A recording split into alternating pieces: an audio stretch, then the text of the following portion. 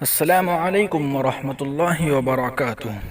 عالمی سطح پر ہم اپنے ملک کو شرمندہ ہوتے ہوئے نہیں دیکھ سکتے۔ آئین ہند کا تحفظ وقت کی ضرورت۔ دارالعلوم دیوبند میں پرچم کشائی کے بعد محتمم دارالعلوم مفتی ابوالقاسم نعمانی، مولانا سلمان بجنوری اور مفتی اشرف عباس صاحب و دیگر کے خطابات۔ دیوبند 26 جنوری عصر حاضر۔ ملک کی تاریخ میں یوم جمہوریہ بڑی اہمیت کا حامل ہے۔ ملک کی تعمیر و ترقی میں حصہ دار ہونے کی حیثیت سے ہم سب کی ذمہ داری ہے کہ ہم اس ملک کی آئین کی بقا اور جمہوریت کا تحفظ ہم سب کی ذمہ داری ہے۔ ان خیالات کا اظہار محتمم دارالعلوم دیوبند مفتی ابوالقاسم نعمانی دامت برکاتہم نے اپنے مختصر صدارتی خطاب میں کیا اور بھارت کا آئین اپنے ہاتھ میں لے کر تمام سے عہد لیا کہ ہم سب اس کی بقا اور تحفظ کی ذمہ داری لیں گے۔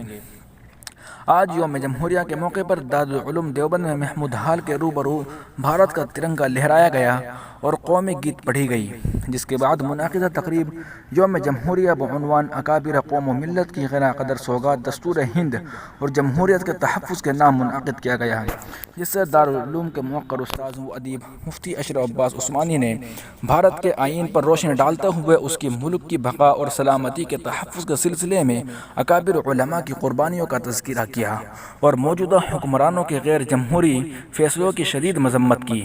دارالعلوم دیوبند کے معینات استاذ و ماہنامہ دارالعلوم کے مدیر حضرت مولانا سلمان بجنوری نقشبندی، خلیفہ حضرت مولانا پیر ذوالفقار احمد نقشبندی مجددی نے اپنے خطاب میں آزادی کے کئی ایک واقعات کا تذکرہ کرتے ہوئے حضرات اکابر کی جہد مسلسل کو سراہا اور دوران خطاب فرمایا کہ آزادی میں انگریزوں کی ظلم و ستم کی سیاہ تاریخ نے ہی ہندوستان میں کالے پانی کی سزا کو متعارف کروایا، اور یہ بھی فرمایا کہ لوگ جالیانوالہ باغ تو اچھی طرح یاد رکھے ہوئے ہیں لیکن پشاور کے قصہ خانی بازار کو بھول گئے، جہاں انگریز گولی چلانے کا حکم دیا اور انگریز کے ظلم تلے 455 مسلمانوں نے تڑپ تڑپ کر جان دے دی۔ اس وقت خان عبدالغفار نے یہ اعلان کیا کہ اگر ایک بھی مسلمان کے پیٹ پر گولی لگی ہو تو ثابت کر دوں، میں ہار مان لوں گا، اور تحقیق پر پتہ چلا کہ سب نے سینوں پر گولیاں کھائی ہیں۔ یہ ہماری تاریخ ہے۔ مولانا اپنے خطاب کے دوران کہا کہ برسر اقتدار حکومت سے کہا کہ سن 1947 سے آج تک کی تاریخ اٹھا کر دیکھ لیجئے کہ ہم نے اس ملک سے کتنی غداری کی ہے اور آپ کے نام لیواؤں نے کس حد تک آگے بڑھ کر دہشت پھیلائی ہے، ملک کے امن و امان کو خراب کیا ہے، یہاں کے ماحول کو بگاڑنے میں کس قدر بے غیرتی کا مظاہرہ کیا ہے۔ آج حکومت وقت کو چاہیے کہ آپ ہماری تاریخ اچھی طرح سے پڑھ لیں تاکہ ذہنوں میں پیدا ہوئے شکوک و شبہات دور ہو جائے۔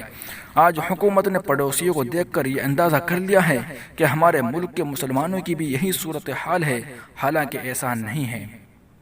اس لیے آزادی کے بعد سے لے کر آج تک ہم نے ایسا کوئی اقدام یا ایسی کوئی حرکت نہیں کی جو ملک کو نقصان پہنچا سکے، اس کی شبیہ متاثر کر سکے۔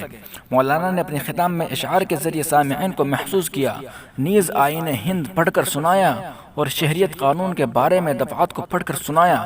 مسلمان بے خوف ہو کر زندگی گزارے، اس ملک کے ساتھ ہماری مضبوط تاریخ جڑی ہوئی ہے، بنیادوں میں اکابر کی قربانیاں شامل ہیں، وہ کبھی رائے گاہ نہیں جائے گی۔